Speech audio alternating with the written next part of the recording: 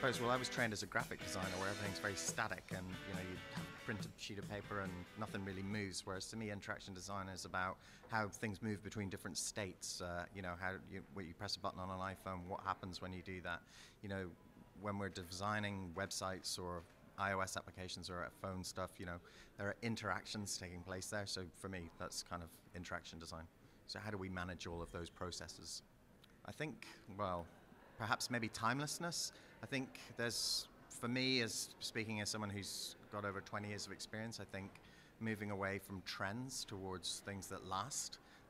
So simplicity, minimalism.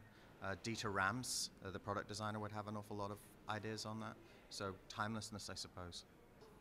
I haven't experienced that. I was having a conversation with somebody the other day who said designers and developers don't talk to each other. In my experience, the opposite is the case. I think maybe it's just the designers and developers that I happen to be hanging out with, but there's a good sense of communication.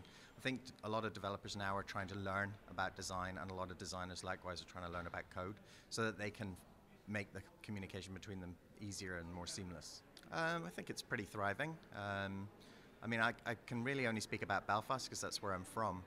Belfast has like a really thriving startup community, and the web community is really strong. Companies like Brewbot, Get Invited, a ticketing company based in Belfast. There's an awful lot of exciting stuff going on. I think Ireland is certainly punching above its weight internationally. I think STEAM is definitely better than STEM. I think arts, the creativity needs to be a part of the curriculum, and the focus on just science and technology, engineering and maths is missing a huge amount of artistic input. And if we look at the rise of the creative industries internationally, I think we're making a mistake not putting that A into STEAM.